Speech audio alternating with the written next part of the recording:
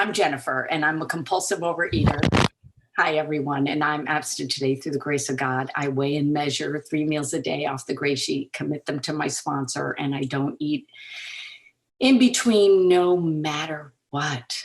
Wow. Feels good to say that. Any time of day feels good to say that.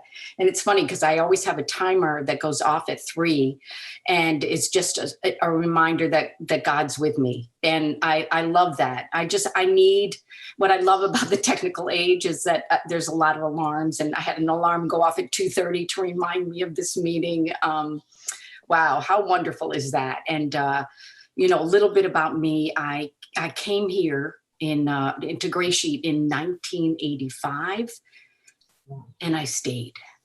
I stayed, and thank you. And I don't know necessarily why I stayed, except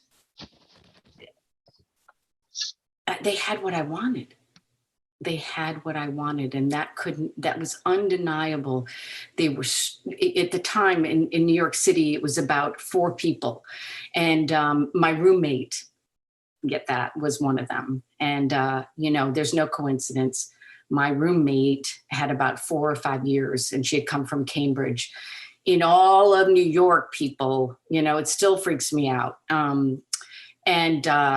I was able to, after a year of living with her, after watching her be so thin, have a lot of food, have a lot of friends, I was like, where do I sign up? But it wasn't all happy feely. I have to say, I didn't realize that I had the disease, and I didn't realize that it would act up. I loathed her. I loathed her. I couldn't stand what she represented. I hated, her fingers in her food. I was obsessed with thinking about her food, and yet the same time, there was a slow, very slow part of me that was using chopsticks and eating her things in the fridge as though somehow magically I would be transformed to a different person. And, so I asked her, and she said, "Oh my God, we're getting together our first meeting in New York. So please, you're welcome to come." And that's at that point, that critical point where, like, no, I just got some relief, so I'm good, and I'll see you later, or you show up. And I think it was a couple days till that meeting, and I was like, oh, now I have to go. Now I have to. And when I got there, it was in someone's apartment, as all meetings sometimes are when it's starting off. And someone told my story. That was all that was really needed. Someone told my story. And I have a weird story that I've never heard since, where I used coffee cans in my bedroom. It was actually on a comedy show the other day, and I couldn't believe, but I would use coffee cans in my bedroom to urinate in, and then so I wouldn't go over the threshold of all the games, right? This was a perfect game. It never worked, but I had coffee cans anywhere hidden, I never used them. I'm sure I did, but when we talk about this being an illness and a mental illness, that really frames it for me, because no one behaves that way. No one tries to figure out how not to eat by urinating in coffee cans. It's just, they go to a gym or they get on a diet, but that was a way of dealing with it. And when I lived in Boston for a little while, never heard of the Gray Sheet. So I really wasn't meant to get it till I got to New York. And when I got to New York, like I said, I lived with her, and, she was the first person, because I was whacked out when I started weighing and measuring. And she just said, "You're okay. You're okay." I don't know. I think it was just a scramble of assault, of negative feelings, and I can't do that, whatever. It was just, and that really sort of catapulted that I was okay. And then I think my competitive side came out where I was like, I am not picking up in front of this girl. I'm staying true to this. So whatever keeps you abstinent. I remember one time I got honest with my sponsor and I said, I like going to meetings, but I really go there because afterwards we get something at the restaurant that I really like. And she just looked at me and said, whatever gets you there. I was like, yes. Because I really was one of those that was in the beginning, I told on all my bad thinking. I was like, I don't like you. I don't like you. I don't like you. And I'm staying because I want to be thin. I let out every secret because I didn't want to eat, because I knew every secret, those bad, negative, that thinking. Now I can have those thoughts and I know how to soothe myself. I know how to cope with those. But back then I would just say them. I would blurt them out.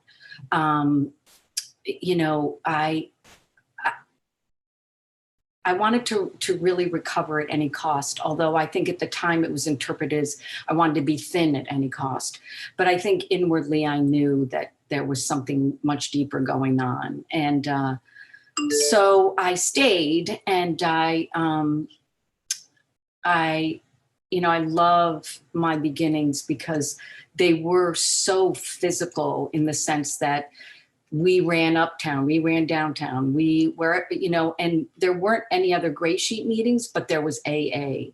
And I love that, I'd get on a subway and I'd get there and just be like, just sit there and think, okay. And that hour went by so fast. It was the first time I paid attention. It was the first time I listened to others. It was the first time I remembered what people said, because in the outside world, I was in your head. What you said really didn't matter because I was thinking what you were thinking for you. So to come into a room, and that's why I love cameras on, and I also go to meetings with cameras off so I can multitask. But I try to get to a meeting with cameras on so that I can be accountable and sit here and be here for the duration. I remember someone early on in COVID got on and was like, I can't believe you have to have your camera on. I have to do things. And I was like, that's why we got the cameras on. There has to be, with 36 years, guys, I'm telling you, there has to be a slowdown. There has to be a slowdown. I didn't come here thinking that I could go to the gym and work out and get to a meeting once a week. That wasn't the deal. There has to be, and there continues to be a slowdown. There continues to be a pause in my dialogue. I have to learn not to react. I have to learn to pause. I have to learn to slow down. And thank God, because as a human doing, I never saw this coming. I was like, no, I can't go to 7 meetings a week. Do you know who I am? And it was like, do I know who I am? I have nothing going on except eating. So really, to think that someone was going to demand that of me. And my sponsor was like, I'm sorry, if you don't go to AA meetings, I can't sponsor you. Wow. And a lot of people use that as a ticket to say, they're strict, I'm out, and that's okay too, because whatever your lesson is, you're going to get it. If you need to come back, it's okay, because that's your lesson, and I don't judge anybody's road. I have to say, honestly, there's enough problems with me on Gray Sheet with, things that are free. I don't have to go test that stuff, I got enough will going on right here in the, right here. So I learned very quickly that that there was some, and also it helped that the girl that started the meeting was really young. She had 4 years, which seemed like an eternity to me. And she had a boyfriend. Yeah. I was like, you got a boyfriend and you do this with your food? Where do I sign up? And you're thin now and he likes you. Wow. Wow. I mean, but those were the things. I was 27. That's what I needed. I needed to know that I wasn't going to be cast off the world because I did this with my food. Those were my concerns at 27. Now it's like, I don't love going out to dinner, but I will. And I don't necessarily look up to see people's approval. I do what I do. But at the It time, was 10 minutes. Thank you so much. I got thank you.